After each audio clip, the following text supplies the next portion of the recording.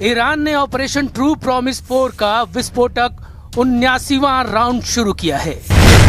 Iran के target तेल अवीव के साथ अमेरिकी सैन्य ठिकानों का सफाया है।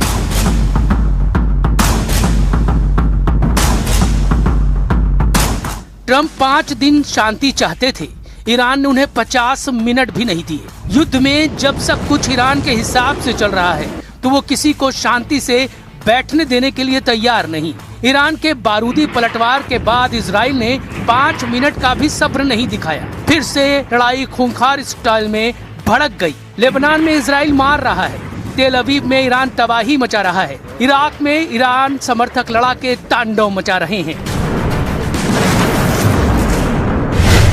ईरान ने मिसाइलों से तेल अवीव के कई इलाकों में भारी तबाही मचाई है, जिससे इमारतों को बड़ा नुकसान हुआ है और कम से कम 4 लोग मारे गए हैं। वहीं इजराइल ने पूरे लेबनान में हमले किए हैं, जिसमें बशामोन शहर में 2 लोगों की मौत हो गई है। इजराइल ने ईरान के खुर्रम शहर पावर प्लांट में पाइपलाइन पर धमाका कर भारी नुकसान पहुंचाया है।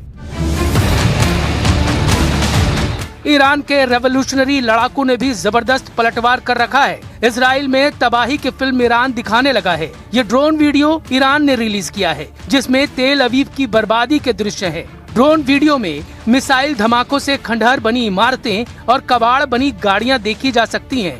ट्रंप के पीस ऑफर को ईरान ने मिसाइल धमाकों से खारिज कर दिया है। रेवोल्यूशनरी लड़ाकों ने वॉर स्टेटमेंट नंबर 46 रिलीज किया है, जिसमें कहा गया है कि इजराइल ने रेड लाइन क्रॉस कर दी है, जिसका भयानक बदला लिया जाएगा। ये ऐलान ट्रंप के 5 दिन शांति बनाए रखने वाले बयान के बाद किया गया है। यूएस मिलिट्री के सेंट्रल कमांड के चीफ ने आरोप लगाया है कि ईरान मिलिट्री टारगेट की जगह अब सिविलियन पर हमले करने लगा है। ईरान इंटरनेशनल को दिए इंटरव्यू में एडमिरल ब्रैड कूपर ने कहा कि ईरान में फिलहाल तख्ता पलट का कोई आसार नहीं है, क्योंकि ईरान की जनता सड़कों पर आने के लिए तैयार नहीं। ब्रैड कूपर ने आरोप लगाया है कि रेवोल्यूशनरी गार्ड नागरिकों को ढाल की तरह इस्तेमाल कर रहे हैं। They need to stop putting the wonderful Iranian people at risk by firing missiles and drones from inside populated areas. I've seen it with my own eyes. They continue to do this. They have no care for the people. Iran जिस तरह से attack mode में है, उससे Trump खुद को 5 दिन हमला करने से रोक पाएंगे, इसके आसार कम है, क्योंकि जिन मोहम्मद बागेर गलीबाफ से ट्रंप सीज फायर डील को फाइनल करना चाह रहे हैं, उन्होंने बैकफायर कर दिया है। ट्रंप ने दावा किया कि ईरान के टॉप लीडर से उनकी डील फाइनल होने वाली है। अमेरिका के न्यूज आउटलेट एक्सियोस ने व्हाइट हाउस के हवाले से बताया कि ट्रंप सरकार ईरान के संसद के स्पीकर मोहम्मद बागेर गलीबाफ को कॉन्फिडेंस में ले चुकी है। रिपोर्ट में ये तक कहा गया कि गलीबाफ से बातचीत करने के लिए अमेरिका के उपराष्ट्रपति जेडी वेंस को भेजने की तैयारी है। खबर है कि ट्रंप ने रेवोल्यूशनरी गार्ड के पूर्व लड़ाका को ईरान का नया सुप्रीम लीडर बनाने का ऑफर तक दिया है। ट्रंप दावा कर रहे हैं कि वो ईरान के सबसे इज्जतदार लीडर से डील कर रहे हैं। A top person, don't forget. We've wiped out the leadership phase 1, phase 2, and largely phase 3.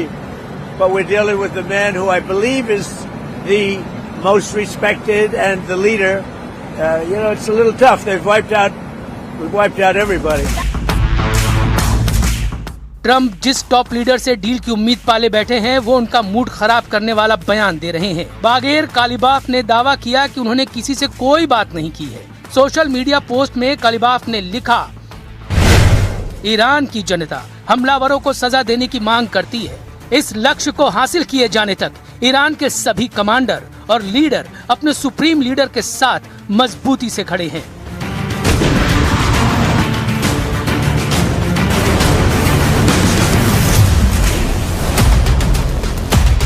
Iran ने कालिबाफ पर किए ट्रंप के दावों को फेक न्यूज कहा है। अब सच कौन बोल रहा है, कौन झूठ, ये तो पता नहीं, लेकिन कालिबाफ ईरान में बड़ा नाम है। वो कभी अली खamenei के खास थे, लेकिन उनकी महत्वाकांक्षा किसी से छिपी नहीं है। ईरान के सबसे कट्टर लीडर की पहचान रखने वाले बागेर कालिबाफ फिलहाल ईरान की संसद के स्पीकर हैं।